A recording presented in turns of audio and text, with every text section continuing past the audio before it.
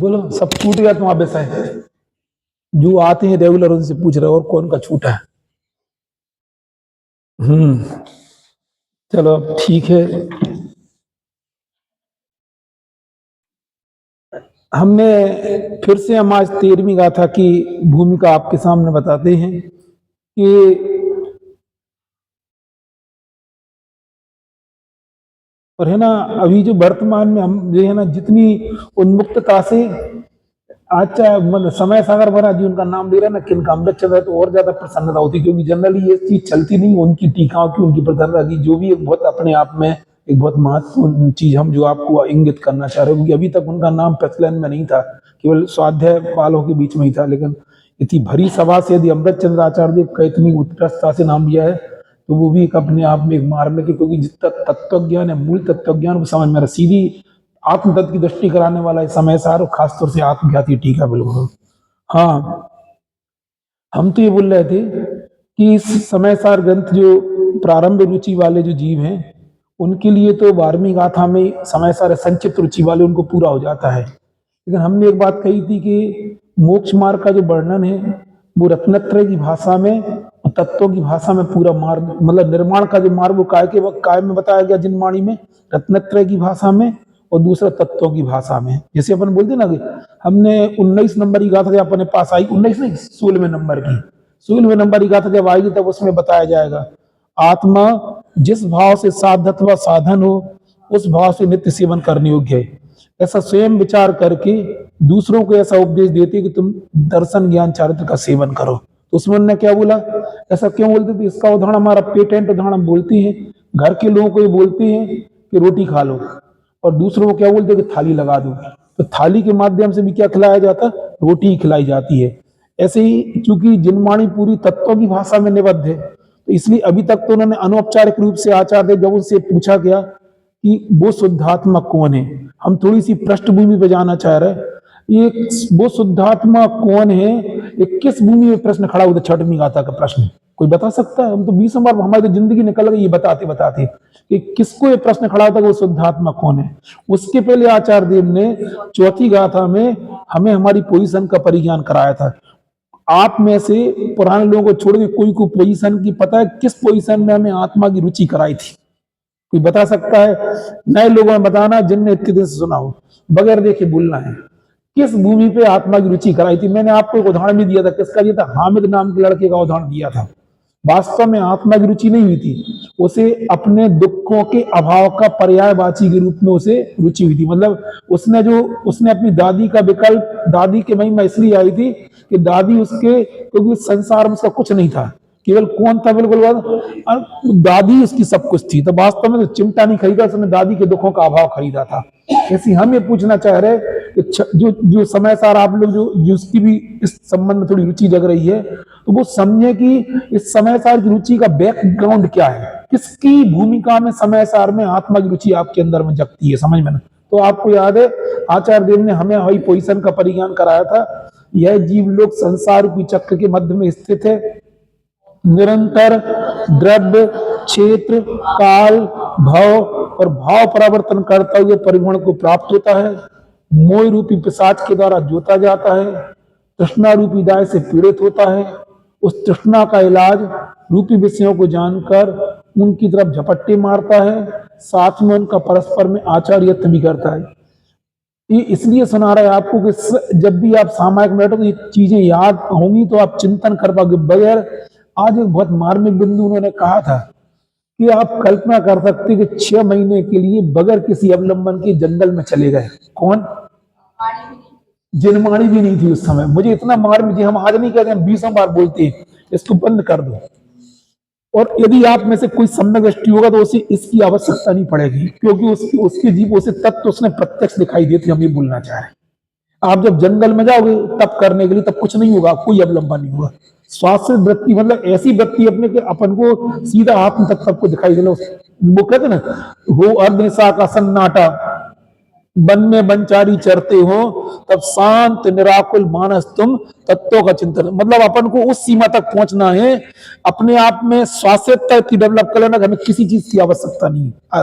और हम तो इसका उदाहरण देते स्कूल में, हमने देखे थे बहुत सारी, हम परीक्षा देने जाते थे, बहुत बच्चे तो रास्ते में गाइड और पुस्तक लेके जाते थे और आखिरी तक पढ़ते थे। कुछ बच्चे ऐसे थे जो कैसे जाते थे जी, ऐसे हमने यहाँ पेन रख दिया, फिर ज्यादा कोई दिक्कत नहीं, इंतजार कर पेपर दे देंगे, तो क्योंकि ये सब कहाँ था उनके पहले ही दिमाग में था ना। अब उन्हें दिक्कत नहीं है, उन्हें किसी बुक की आवश्यकता नहीं है, पेन भी मजबूरी है उनकी, नहीं आई समझ। बस हम भी यही बोलना चाह रहे हैं, आप तत्व ज्ञान तत्व रुचि करते करते इस स्थिति को अपने जीवन में डेवलप कर लो कि हमारे साथ ना कोई व्यक्ति है साथ में, क्योंकि उन्होंने बोला कि वास्तविक साधना तो जीवन में तत्व ही तत्व प्राप्त हुआ है, वास्तविक साधना जंगल में ही होती है। और हम नहीं बोलना चाह रहे यार मुनि जैसी अवस्था यदि आज अपने जीवन में नहीं चल रही है, तो श्रावक जैसी अवस्था प्राप्त करके भी। एक प्रश्न और बताया दे रहा, पप्पू भैया तब उन्होंने प्रश्न खड़ा किया था हमसे कि उनका पंचम स्थान और तीर्थंकरों का जो स्पष्ट निषेध किया है, जो गुण स्थान उनका कभी भी चौथा ही होता है, क्योंकि उनके पूरे जीव आदिनाथ। इसलिए मैं स्पष्ट कर रहा हूं कि उन्होंने आज स्पष्ट किया था उस प्रवचन में, है ना, क्योंकि उन्होंने हमसे प्रश्न पूछा था अभी एक बार, बोले क्या लगे कि हमने तो विद्वान ने सुना है कि उनका वो तो तीर्थंकरों का जन्म से मतलब वो उनके घर में वो अणुव्रत के धारी रहते हैं, और वो तो पांचवा स्थान कभी नहीं होता है। अणुव्रत जैसा आचरण होना एक अलग बात है, इसलिए मैंने वो पॉइंट भी हमें याद आ रहा है, इसलिए हम आपके सामने पॉइंट कर रहे हैं। कभी नहीं होता है, क्योंकि उनको कभी भी देश संयम का अनुदय नहीं होता है। वो कौन सा अप्रत्यक्षण कसाय कर्म का उन्नत स्पष्ट आगम की अपार, इसलिए किसी को कोई शंका हो तो पूछ लेना। अरे गुणस्थान नहीं का, अणुव्रत जैसा आचरण शब्द लिखा, माता जी ने डाला, उस शब्द को आप ध्यान, किसी को आपत्ति हो तो पूछ लेना, समझ ना है। अणुव्रत सा आचरण होना एक अलग बात है, वो तो किसी का भी होता, थोड़ा भी यदि उसके विवेक होगा तो अणुव्रत जैसा आचरण होना एक अलग बात है। और अणुव्रत धारण करके, क्योंकि उनकी आदिनाथ भगवान 83 लाख फूट तक रहे, लेकिन उनको देश संयम को घात करने वाली कौन सी कसा होती है, अप्रत्यक्षण कसा कर उसका उदय चलता है। इसलिए मैंने स्पष्ट कर दिया। आज का जो हमने 2 प्रवचन डाले थे ना, बहुत मार्मिक, नहीं सुनो को सुन लेना, दोनों तब कल्याण के दोपहर की और शाम की, उसी पे मैं चर्चा कर रहा हूँ, तो बहुत गहरे थी और आप विचार करना। हमें बताना केवल है, हमें केवल बताने का भाव इतना है कि अपने ये पॉइंट हमें अभी उठा था और उनने कहा था, तो हमने कहा भाई मैंने अभी पढ़ने में नहीं आया कि तीर्थंकरों का जन्म से ही मतलब राज्य अवस्था में उनका 5वां स्थान होता, वो सीधे 6ठे 7वां स्थान जीवन भर वो चतुर्गुण। और उन्होंने आज स्पष्ट कहा था वो जीवन भर कैसे रहे, क्योंकि उन्होंने बोला था कि उनका अनुदय होता ही नहीं है, किसका, अप्रत्यक्षण कसाय कर्म का अनुदय होने पे ही देश संयम होता, वो नहीं होता, वो सीधे ही क्या करते हैं, 4 ज्ञान के धारी। हम बताना ही चाह रहे हैं राकेश जी कुछ, यदि तत्व ज्ञान आपको जीवन में प्राप्त हो रहा है, अपने जीवन में उसकी साधना का मार्ग निरालंबी, जिसके बाद स्वास्थ्य जीवन अपने अंदर पैदा करना चाहिए। कम से कम जीवन का आधा घंटे 1 घंटे, वो सामयिक का काल भी हो सकता है, अपनी आत्माराधना का बगैर अवलंबन के आप अपने तत्वों का विचार करना सीखें, तत्वों की आराधना करना सीखें। इतना पढ़ने के बाद में इतना तो कॉमन सेंस अपने अंदर आ ही जाता है। बच्चे वही सफल होते हैं स्कूल में पढ़ने के बाद में चिंतन की आदत डालती है। चिंतन में जो पढ़ा है वो चिंतन करना आपको स्वास्थ्यता की ओर मोड़ेगा, बिल्कुल समझ में ना। एक स्थिति ऐसी आएगी जब हमें अपने सर्वोत्कृष्ट यदि हमने जीवन में आराधना प्रकट करना है, उसमें कोई परद्रव का अवलंबन नहीं होगा। परद्रव का अवलंबन जब तक रहेगा तब तक वही पराश्रित व्यक्ति रहेगी। ये ऐसा नहीं सोचना कि हम केवल है ना मुनि बनने के बाद भी, श्रावक अवस्था में भी आप यथायोग अपने जीवन में निवृत्ति कैसी होती है, परावलंबी नहीं होती, समझ में, स्वावलंबी होती, क्योंकि हमें इस मार्ग पर चलना है। उनको मालूम, मुझे इतनी भावना इसलिए बताते, सुनने से गौरव महसूस होता है और अंदर में लगता है निरंतरता ही वास्तव में, बिल्कुल इतना ऊंचा तत्व सुनने के बाद में फिर भी यदि हम उसी 99 के पचड़े पड़े तो अपनी परिणति हमें नहीं मालूम। उन्होंने तो ये भी कहा था कि इतनी बात होने के बाद भी 83 उनका बोला था लोकांतिक कभी नहीं आती, उनको विचार भी खड़ा नहीं होता है काय में आने का, गर्भ और जन्म कल्याणक में आने का बोला। जबकि वे असंयमी होते तो भी कभी नहीं आते हुए, और जैसे ही तब कल्याणक होता तो उसकी क्या, उनको ब्रह्म भी सिखा जाता है, कहा का देवर सिखा जाता है उनके, और उनको कल्याणक में आने का भाव होता है। और उनको होता है परे प्रविचारा लिखा है 16 सर के ऊपर, उन्होंने बोला था कोई प्रविचार उनके जीवन में नहीं होता तो भी गुण स्थान नहीं बढ़ता उनका, किसी का भी, नौ ग्रीवक और वहां सर्वार सिद्धि आदि देवों का। ये बहुत सारी सबने सुनी हुई है बातें, अंदर से आह्लाद आता है इसको सुनने के बाद में, और अपने को अच्छा भी लगता है। क्या वो लगता है कि अरे मार्ग वास्तव में निर्ग्रंथता का है। आराधना कभी भी घर में रह के, आराधना की बात कर रहे हैं, अब घर में रह के रहे हो उसमें क्या बोलते, बहुत स्पष्ट बोल देते रहे हो तुम संग दृष्टि बने रहो, शायद संबंध भी कोई काम का नहीं करता, क्योंकि आराधना की निर्ग्रंथता ही स्वीकार करना, कितने भी तुम बने रहो, कितनी भी 83 लाख पूर्त बने, लेकिन उनका गुणस्थान नहीं बढ़ा। इनका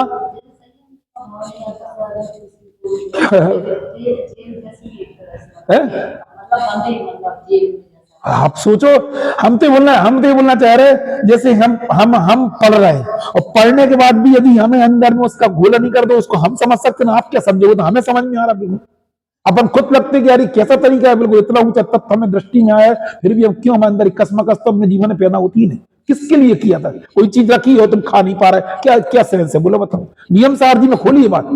यदि यदि उनमें लिखा है किसके शुद्ध भावाधिकार, जहां पे 9 तत्वों को बहिर तत्व के लिए जीव तत्व को सर्वोत्कृष्ट उपाधि का, फिर भी उन्होंने बोला यदि तुमने उसके तुरंत बाद व्यवहार कर निकालने का, यदि तुमने यदि चारित्र अंगीकार नहीं किया, तुम्हारे लिए सारा का सारी तुम्हारी तत्व दृष्टि कोठे में भरे हुए अनाज के समान है। कोठे में भरे हुए अनाज के समान क्या होता है,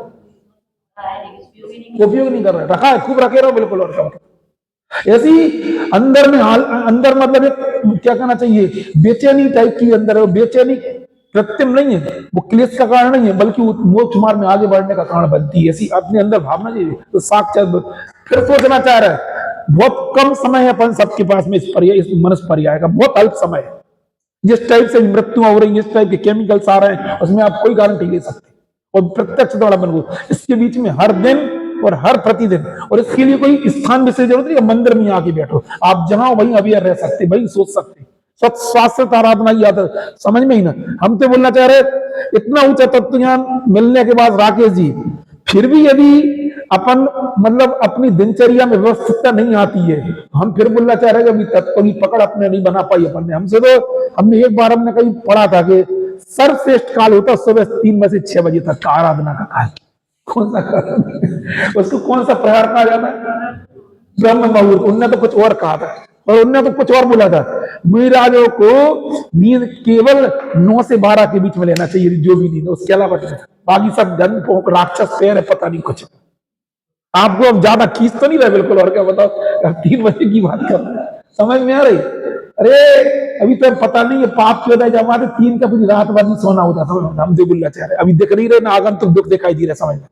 फिर भी यदि अपन अपने जीवन में अवेयर नहीं है, हम कुछ नहीं कहना चाह रहे, हम अभी, और हमारे व्यक्तिगत कभी व्यक्तिगत नहीं, हम केवल अपने लिए संबोध के लिए, आपके लिए किसी से कुछ नहीं कह रहे।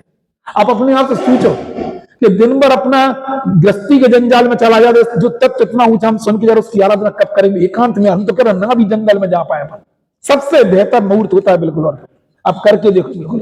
सबके पास आजकल तो अलार्म की जरूरत भी नहीं, सबको मोबाइल रख के सो, आप क्यों नहीं उठते, क्यों नहीं उठना चाह रहे? अभी उन लोग ने नहीं कह रहा जिनने अभी जीवन नहीं देखा है, लेकिन जो देख चुके संसार को बहुत नजदीक, फिर भी अपने अंदर नहीं आता, आप सोच कब करेंगे आराधना? आज तो आपके पास शरीर है, भविष्य में क्या क्या नहीं हो सकता वो लोग। आगे जी समझ में आ रही कहो से हम बाजी में तुम्हारा जब कहो तो छत भी अपनी लगी है, कोई दिक्कत नहीं है, अपन पार करके आ सकते, आप कह के देखो बस कि भाई साहब तो बस हमें तो अपन सुबह बैठ के साथ में हम कुछ कह रहे हैं, हमारा इशारा समझो आप बिल्कुल। और हमें तो कल इनने बताया था कि अल्लाह के पापा को तो हमने मुक्त कर दिया मंडी से, कल हम ये हमें रास्ते मिल गए, बोले 2-3 बजे के बाद हम वो तो खुद आ जाते हैं, उनको जो अब फिर क्या करना है, जब दिन में 3 बजे आते तो सुबह 3 बजे तो अपन उठा ही सकते हैं उठाएंगे।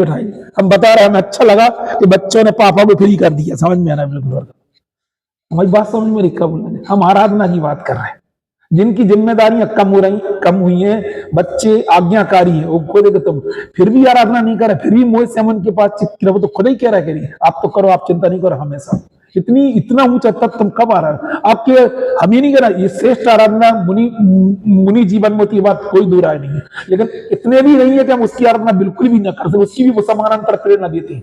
तुम अपनी जगह सही हो, हम अपनी जगह 20 बार कह रहे हैं कि श्रावक घर में भी रह की आराधना हो सकती है, इसमें कोई डाउट नहीं है चीज, तो कभी वो फोर्स नहीं करते किसी के लिए, लेकिन तुम जा क्यों रहे घर में, जा रहा तो जाने के लिए नहीं, जाओ आने के लिए, 20 बार इस बात की प्रेरणा करते। मंदिर से तुम लौटते क्यों हो, मंदिर से लौटते हो इसमें बुरा नहीं है, कोई दिक्कत नहीं, लेकिन मंदिर से लौटने के लिए, लौटने के बाद में लौटने के लिए मत जाओ, वापस लौटने के लिए आओ। अपन अभी क्या करते हैं कि अभी अपन अपने साथ उल्टी मैंने बहुत चीजें हम अभी अंदर में बिठा रहे हैं, अभी अपन घर से आते हैं, घर वापस आने के लिए आते, अपने अंदर में वृत्ति बदलो। हम मंदिर से वापस जाते क्योंकि वापस आने का कुछ अंतर नहीं है समझ में, तर्क समझ में आना बिल्कुल। राकेश समझ क्या बोलना चाह रहे हैं? नहीं नहीं, अभी तो अपन की सोच क्या रही, घर से जा रहे हैं मंदिर से वापस आएंगे। अभी उल्टी क्या होना चाहिए, ऐसी सोच उल्टी बना। क्या होना चाहिए? सीताराम सीताराम सीताराम, राम सीताराम सीताराम, उसी में आप जैसी बना उसमें क्या बोलोगे? अब उल्टी सोच, ये 20 बार ये बात वो अभी कह चुके बिल्कुल। और क्या आप जाओ, हमें आपत्ति नहीं है, लेकिन इसलिए जाओ है ना, है क्या बोल रहे?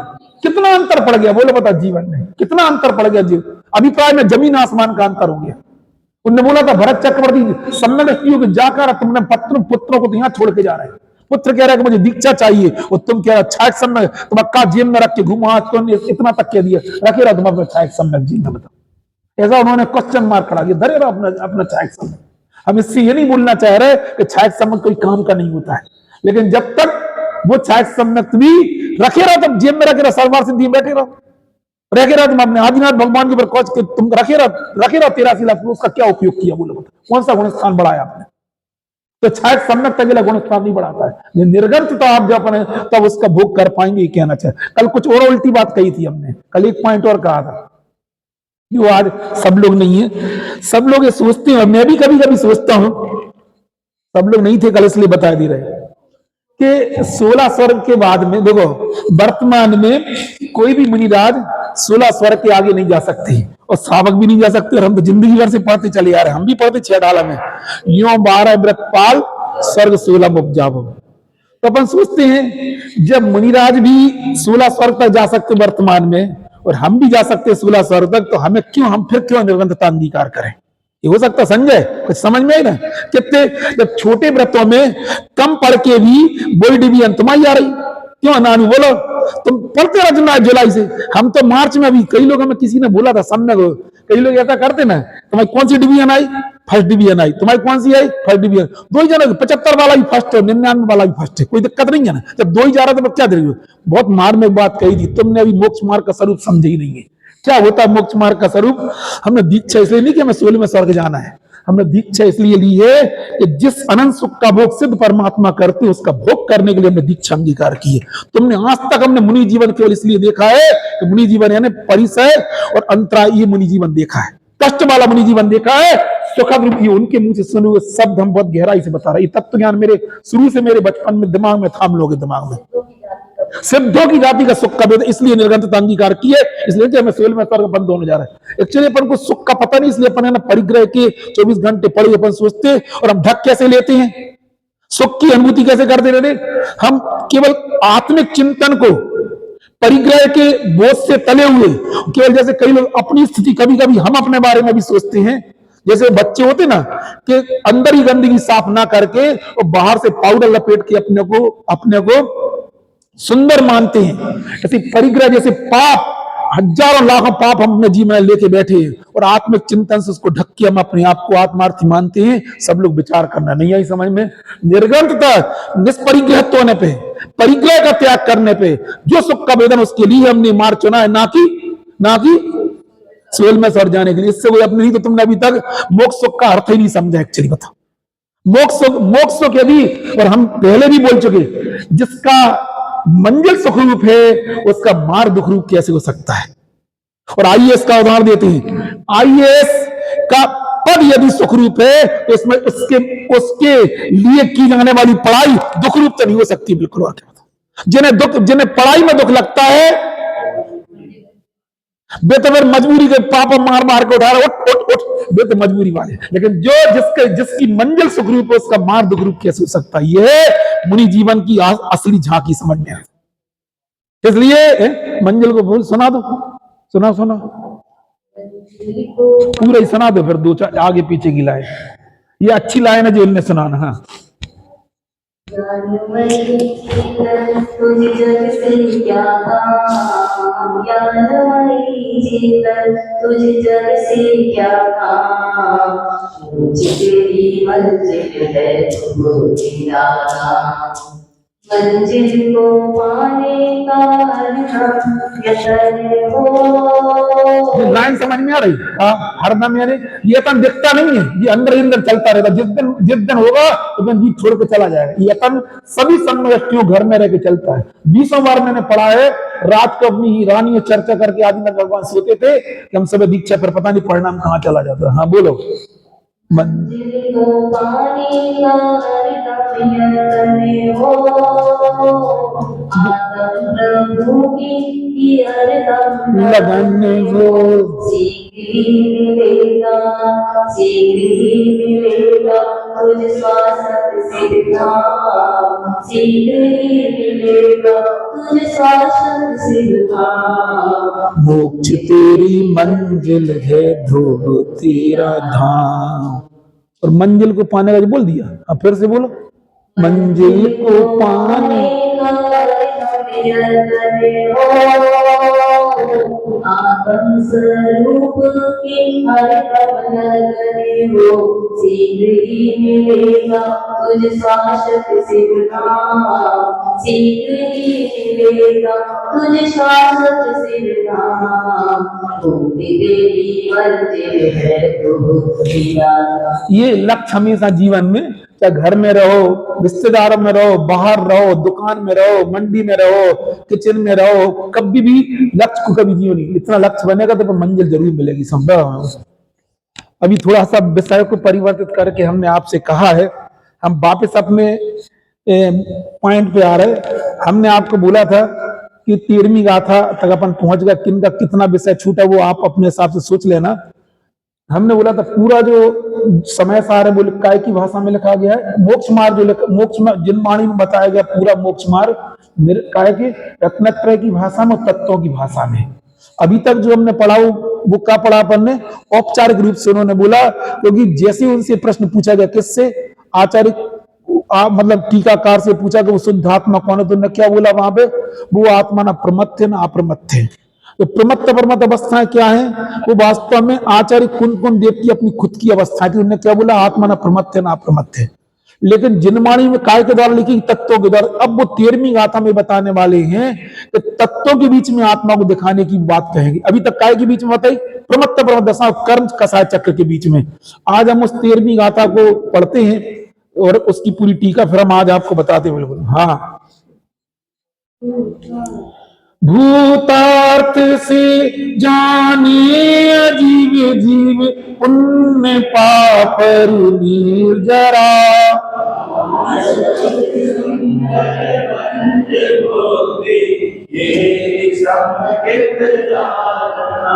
भूतार्थ में से ज्ञात जीव अजीव, पुण्य पाप, आश्रव संबर, निर्जरा, बंध और मोक्ष नौ तत्व सम्यक थे। यह जीवादि नौ तत्व भूतार्थ में से जाने हुए सम्यक दर्शन ये नियम कहा, क्योंकि तीर्थ की प्रवृत्ति बहुत गहरा चिंतन है। आपने पूरे जनागम में क्या लिखा है कि 7 तत्वों के सिद्ध नाम सम्यक दर्शन है। इसमें यह बताया जाएगा 2 तरीके 7 तत्वों को सिद्ध की देखे। कैसे कैसे? एक भूतार्थ में से, एक अभूतार्थ में से। क्या बोलना चाह रहे? तत्वों को देखने की कौन कौन सी दृष्टि है? क्योंकि तीर्थ की प्रवृत्ति के लिए अर्थात व्यवहार धर्म की प्रवृत्ति के लिए अभूतार्थ में से कहे गए 9 तत्व, ऐसे 9 तत्व जिनके लक्षण जीव अजीव, पुण्य पाप, आश्रव संबर, निर्जरा, बंध और मोक्ष हैं, उनमें एकत्व प्रकट करने वाले भूतार्थ में से एकत्व प्राप्त करके शुद्ध रूप से स्थापित आत्मा की अनुभूति, जिसका लक्षण आत्मख्याति है। एक बात और बता दें, 2 या 3 जगह आत्मख्याति शब्द का प्रयोग आया है। आप लोगों ने में अपठित गद्यांश पढ़ा है क्या? अपठित गद्यांश क्या होता है? अनसीन पैसे उसको इंग्लिश में बोलते थे। उसमें पहला क्वेश्चन क्या रहता था? शीर्षक। तुम्हारा इनको सबसे पहले याद था अपठित गद्यांश का, उस पर भी नंबर रहते थे, 5 नंबर उसी के रहते के शीर्षक के। इस पूरे समय सार की आपका भी टीका का शीर्षक केवल 1 या 2 जगह ये लिखा है और कहीं नहीं मिलेगा आपको। 2 या 3 जगह दिया है आत्म क्या भी शब्द। अमृत है 143 में भी है शायद, मतलब उसका शीर्षक टाइटल निकालना है, मतलब पूरे, इसलिए 13वीं गाथा बहुत महत्वपूर्ण है। इसमें आज जो इस समय सार्थ ग्रंथ का नाम है, इसकी टीका का नाम क्या है? आत्मख्याति। आत्मख्याति शब्द यहाँ पे दिया इसलिए बहुत मार्मिक बिंदु है। आत्मख्याति मतलब आत्मा की प्रसिद्धि। वहां क्या लिखा है? जिसका लक्षण आत्मख्याति है वह प्राप्त होती है। शुद्ध नय से 9 तत्वों को जानने से आत्मा की अनुभूति होती है। इस हेतु से यह नियम कहा है। वहां विकारी होने योग्य और विकार करने वाला दोनों पुण्य तथा दोनों पाप हैं। आश्रय होने योग्य और आश्रय करने वाला दोनों आश्रय है। संबर रूप होने योग्य अर्थात संभार्य और संबर करने वाला संभारक दोनों संबर हैं। निर्जरा होने के योग्य और निर्जरा करने वाला दोनों निर्जरा हैं। बंधने के योग्य और बंधन करने वाला दोनों बंध हैं। और मोक्ष होने योग्य और मोक्ष करने वाला दोनों मोक्ष हैं, क्योंकि एक के ही अपने आप पुण्य पाप, आश्रय, संबर, निर्जरा, बंध और मोक्ष की उत्पत्ति या सिद्धि नहीं बनती, क्योंकि वे दोनों जीव भी हैं और अजीब भी हैं, अर्थात उन दोनों में से एक जीव और दूसरा अजीब है। बाह्य, ये समझ में आ रही नहीं आ रही? थोड़ा सा आइडिया बता दें। ये वही कला है जो हम आपको कई बार बता चुके कि 6 द्रव्यों से 7 तत्व कैसे बनती हैं। अकेले 7 तत्व नहीं बनती हैं। बनते कैसे हैं कि जीव की और पुद्गल की दोनों पर्याय में 7 तत्व बनती हैं। पुद्गल में भी कौन सा पुद्गल लेना? कार्य। कई बार बता चुके 6 द्रव्य होते हैं। 6 द्रव्य क्या होते हैं? 6 द्रव्य है, इनमें से 5 क्या होते हैं? अजीब होते हैं, और 1 द्रव्य अकेला क्या होता है? 5 द्रव्य अजीब क्यों होते हैं? नूल नानुन चेतना नहीं पाई जाती, इसमें वो अजीब है, और बाकी सब क्या है? जीव है। इनमें से किसके संयोग से 9 तत्व बनती है? जीव और पुद्गल। जीव और अजीब के, अजीब में पुद्गल लेना, पुद्गल में भी कारमा वर्णा लेना। उस कारमा वर्णा के निमित्त से तो वो अवस्थाएं किसमें पाई जाती है? ये तत्वों की अवस्थाएं कहां पाई जाती है? जीव में भी पाई जाती है और पुद्गल में भी पाई, पुद्गल है ना, अजीब में भी पाई जाती है। समझ में ना? इन दोनों के मिलने से क्या बनते हैं? 9 तत्व बनते हैं। इसी की चर्चा यहाँ पे कर रहे हैं। अभी हमने देखा था कसाय चक्र के इसका एक उदाहरण मैंने दिया था 2 दिन से। कौन सा उदाहरण दे रहे? अरे ये मावा का। मावा में क्या मिला है? शक्कर और दूध। इन्हीं तो शक्कर और दूध मिले, इन्हीं से कितने व्यंजन बन जाते हैं? इन्हीं से है ना आप 20 व्यंजन बना सकते हो। ऐसे ही कसाय चक्र के निमित्त से एक व्यंजन काय में बनाया गया? नहीं, 6वीं गाथा में कौन सा व्यंजन बनाया गया? मूलता प्रमत्ता प्रमत कर्म में होती, कर्म के निमित्त से एक व्यंजन वहां पे बनाया गया। 4थी गाथा में उसका क्या नाम था? कसाय चक्र। और 11वीं गाथा में क्या था? प्रबल कर्मों के मिलने से। और 7वीं गाथा में इसका नाम क्या था? बंध पर्याय। तो वहां पे केवल इतना बार दिखाया गया कि आटा के दूध और शक्कर के मिलने से अपन लोग माँ बाप खा लेते उस टाइम से। अब उन्हीं व्यंजनों से, अभी उन्हीं तत्वों से, अभी उन्हीं से जीव पुद्गल के निमित्त से क्या बन रहे? 7 तत्व उन्होंने बनाए। सरल बहुत है। पहले कर्म रूप अवस्था के बीच में गायक को दिखाया गया, अब 7 तत्वों के बीच में गायक को दिखाया जाएगा। ये मूल इस 13वीं गाथा के केंद्र बिंदु है। समझ में ना? तो पहले उन्होंने यहाँ 7 तत्व बनाने की विधि बताई। कर्म के सापेक्ष कर्म और जीव में दोनों प्रकार, दोनों में ये आश्रय वंश वगैरह तत्व तैयार होते हैं। समझ में ना? अब हम उसको पढ़ के सुना रहे हैं कैसे बनते हैं वो। बाह्य स्थूल दृष्टि से देखा जाए तो जीव पुद्गल की अनादि बंध पर्याय के समीप जाकर एक रूप से अनुभव करने पर ये 9 तत्व भूतार्थ है, सत्यार्थ है। लेकिन एक जीव द्रव्य के स्वभाव के समीप जाकर अनुभव करने पर भी अभूतार्थ है, असत्यार्थ है। वे जीव के एकाकार स्वरूप में नहीं है। इसलिए इन 9 तत्वों में भूतार्थ नय से एक जीव ही प्रकाशमान है। इसी प्रकार अंतर्दृष्टि देखा जाए तो ज्ञायक भाव जीव है और जीव के विकार का हेतु अजीव है। और पुण्य पाप, आश्रय, संबर, निर्जरा, बंध तथा मोक्ष जिनके लक्षण हैं, ये केवल जीव के विकार हैं, अर्थात जीव के विशेष भाव हैं। और पुण्य, पाप, आश्रय, संबर, निर्जरा, बंध और मोक्ष ये विकार के हेतु केवल अजीव हैं। ऐसे ये 9 तत्व जीव द्रव्य के स्वभाव को छोड़कर स्वयं और पर जिनके कारण हैं, ऐसे एक द्रव्य की पर्यायों के रूप में अनुभव करने पर वे भूतार्थ हैं और सर्वकाल में अस्खलित एक जीव द्रव्य के स्वभाव के समीप जाकर अनुभव करने पर वे अभूतार्थ हैं, सत्यार्थ हैं। इसलिए इन 9 तत्वों में भूतार्थ नय से एक जीव ही प्रकाशमान है। इस प्रकार यह एकत्र रूप से प्रकाशित होता हुआ शुद्ध नय रूप से अनुभव। एक एक शब्द याद रखना, क्या बोला जा रहा है? प्रकाशित किस रूप से है? एकत्र रूप से। अनुभव काय के द्वारा होता है? शुद्ध नय के द्वारा, शुद्ध रूप से अनुभव किया जाता है। और जो अनुभूति है सो आत्मख्याति ही है, जो आत्मख्याति है सम्यक दर्शन ही है। इस प्रकार यह सर्व कथन निर्दोष से बाधा रहे थे। भावार्थ, इन 9 तत्वों में शुद्ध नय से देखा जाए तो एक जीवी चेतन चमत्कार मात्र प्रकाश रूप प्रकट हो रहा है। इसके अतिरिक्त भिन्न भिन्न 9 तत्व कुछ भी दिखाई नहीं देते। क्या नहीं दिखाई देते? नहीं दिखाई देती। जब तक इस प्रकार जीव तत्व की जानकारी जीव को नहीं है तब तक वो क्या है? व्यवहार दृष्टि है। हम आप लोगों के हृदय से बात निकलवाना चाह रहे हैं। आप सच बात, जिनने बचपन से स्वाध्याय किया है, कभी आपने सुना है 9 तत्वों का सिद्धांत तो सबने किया, लेकिन 9 तत्वों में एकाकार रूप आत्मा दिखाने वाला केवल और केवल एक समय साथ ग्रंथ है।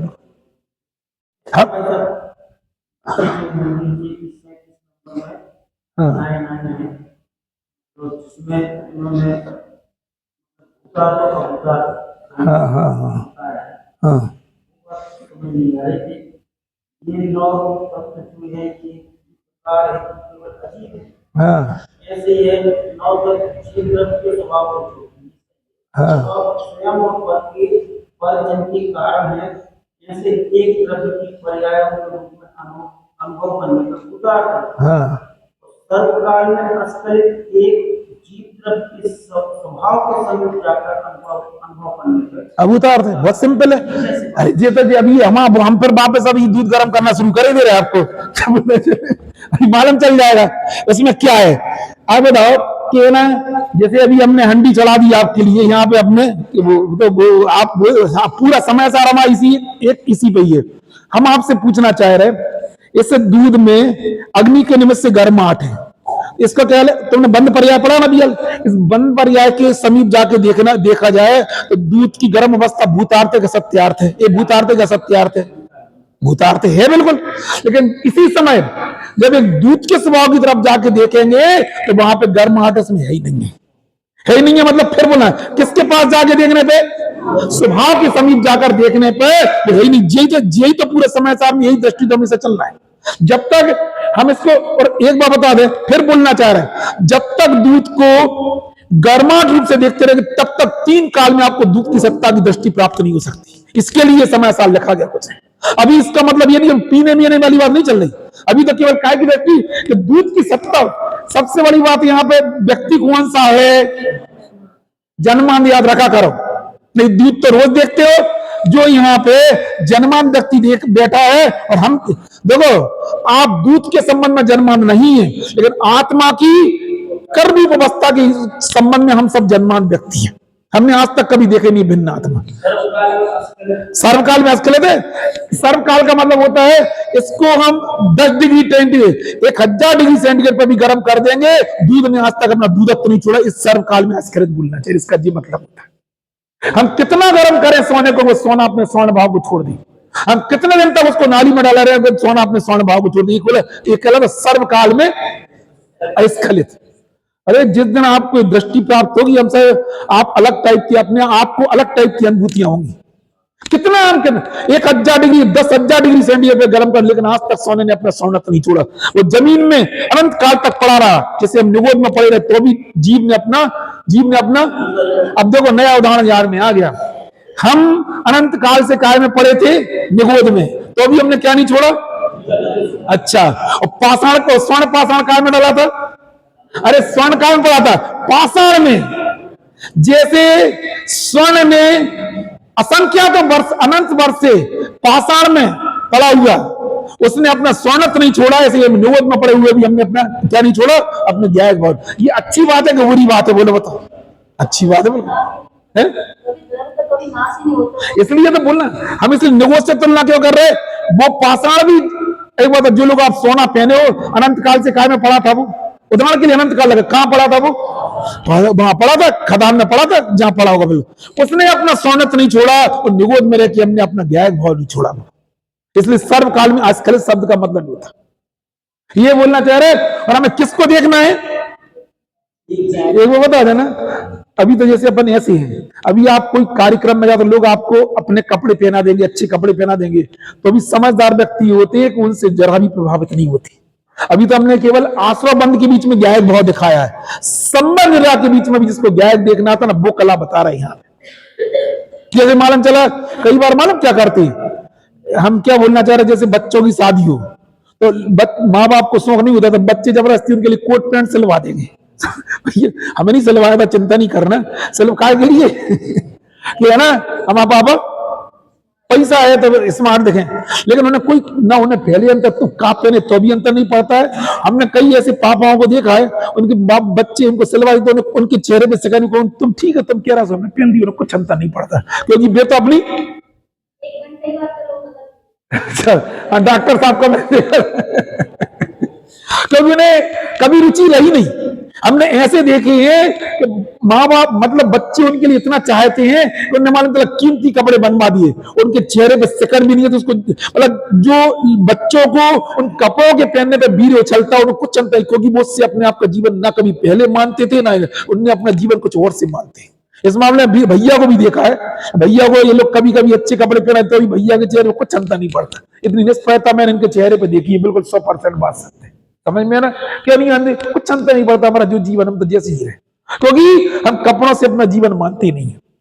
हमने तो धर्म भी हम अपना जीवन में जैसे कुछ अंतर, कोई कभी कुछ पहनने कुछ अंतर नहीं पड़ता उनके। तुम लोग शादी आदि होगी तो मैं कहा कपड़े बनवा दोगे, सब लोग सोचो यार हम इतने अच्छे पहने तो कम से कम कल के दिन पापा को ले आओ, तुम ले आओ, उन्हें कुछ अंतर नहीं पड़ने वाला। ये क्यों बताना चाह रहे, क्यों बोलना चाह रहे मामू, पहना देना, पहना।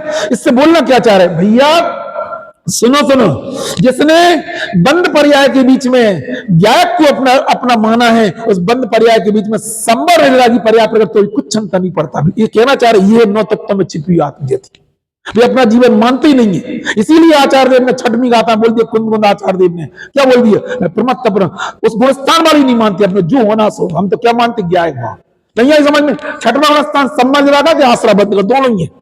उसमें आंशिक बंद भी है और आंशिक, और तो भी क्या मानते भी, नाम प्रमत्तु ना प्रमत्तु ना। छठ में वाला वो क्या मानते, ज्ञायक रूप अपने मान। इससे बड़ी शिक्षा क्या हो सकती, बोल आस्खलित क्यों बोलना चाह रहे, कोई संबर नहीं रहा तो आज आसरा बंद हट के समझ रहा, ये कल समझ रहा भी हट के मोक्ष हो जाएगा, लेकिन हम तो ज्ञायक ही रहेंगे।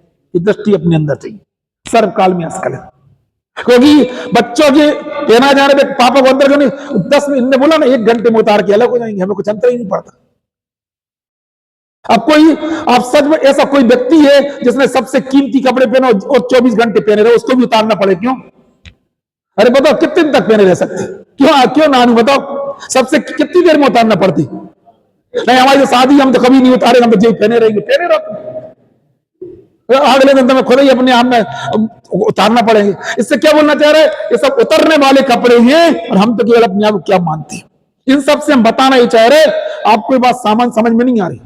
जिनके जीवन में साक्षात संबंध प्रकट हुए तो भी उससे अपने आप को नहीं मानते, क्या मानते, जो एक ज्ञायक भाव, ये बोलना चाह रहे।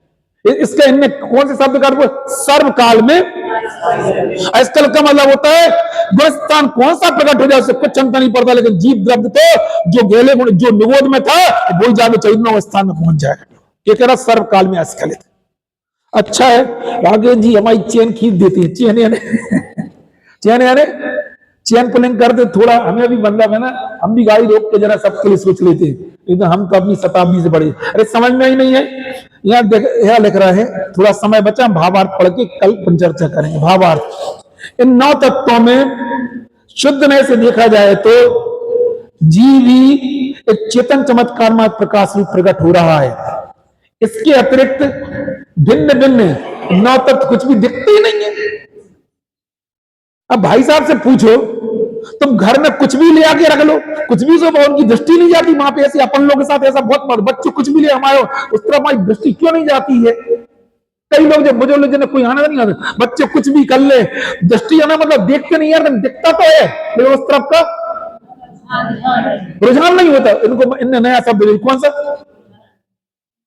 मतलब उसके प्रति कोई जैसी अनुभूतियां बच्चों को होती हैं उन चीजों को लाने में से अपने कुछ नहीं किया, ये कहना चाहे नहीं आई समझ में। जहां तब तक अतिरिक्त कुछ भी नहीं दिखाई देती, जब तक इस प्रकार जीव तत्व की जानकारी नहीं है तब तक वह व्यवहार दृष्टि है, भिन्न भिन्न न तत्वों को मानता है।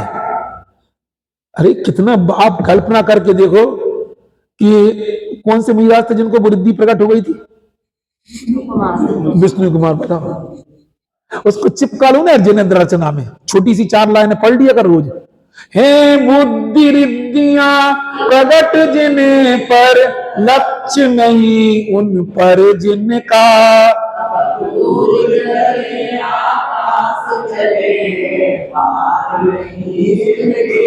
मन वांछित रूप बना सकते, बारी का लंबा छोटा,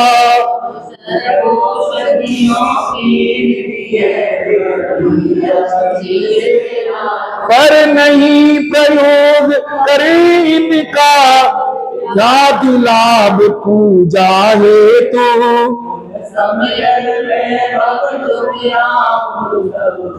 क्या जीवन में क्या भी प्रकट होता है लेकिन उनकी दृष्टि नहीं रहती वहां पे। आप समझो, संबंध भद्राचार्य में लिखा है, निर्गंत क्या बोलना, मोही मुनि से निर्मोही ग्रस्त को श्रेष्ठ का। ऐसे नहीं कहा कि केवल मोह में जी रहे, ऐसे नहीं, अपने आप से कोई हमें कोई अपनी कारण नहीं खड़ी कर माना, घर में रह के भी नहीं रहने जैसी स्थिति दिखती है। ऐसे ऐसे सब संबंध भद्राचार्य में लिखे रत्नान साहब का। अच्छा कुछ नहीं होता, कोई सपने में विकल्प नहीं आता कोई वृद्धियां प्रकट हो जाए।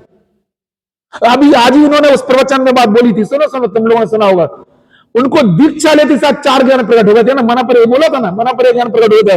और कहां चले गए? अपन तो सोचते मना पर ज्ञान है तो अपन दुनिया को दिखाने में लग जाते, नहीं यही समझ, हम तुम्हारे मन की बात बताते हैं।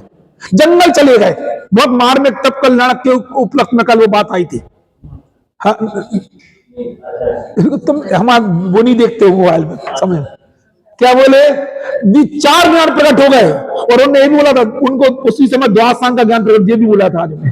अरे ये नई बात बता रहे, तीर्थन का परमात्मा को जन्म से द्वादशांग का ज्ञान नहीं था, लेकिन दीक्षा के साथ उनको द्वादशांग सारी विद्या उनको प्रकट हो जाती, केवल ज्ञान विद्धि को छोड़ के। उसके बावजूद भी हमें यदि थोड़ा प्रकट हो जाए, जैसे हमें थोड़ा आने लगे तो हमें तो लगता हम आपको सुना दें। कैसे पागल लोग हैं, बिल्कुल मूर्ख हैं हम। यदि कोई अच्छी चीज समझ हो तो हम बताने का भाव था, उन्हें कुछ नहीं बताने का भाव था। आप कल्पना करके देखो, इनको देख के अपन को शिक्षा मिलती है। मतलब 4 ज्ञान जिनको प्रकट हो गए, मना परे ज्ञानों को प्रकट हो गया, सभी रिद्धियां प्रकट हो गई, द्वादशांग का ज्ञानों को दीक्षा ले साथ प्रकट। ये नई बात हमें आज ज्ञान में आई। तीर्थंकर को दीक्षा लेने के बाद में श्रुत केवली बन जाते हैं, समझ में है ना। उसके बावजूद भी कहां चले गए? मधुद बन हो जाती। ये सर्वोच्च का साधना का मार्ग, उसकी चर्चा अपन कल करेंगे, बाकी ठीक है।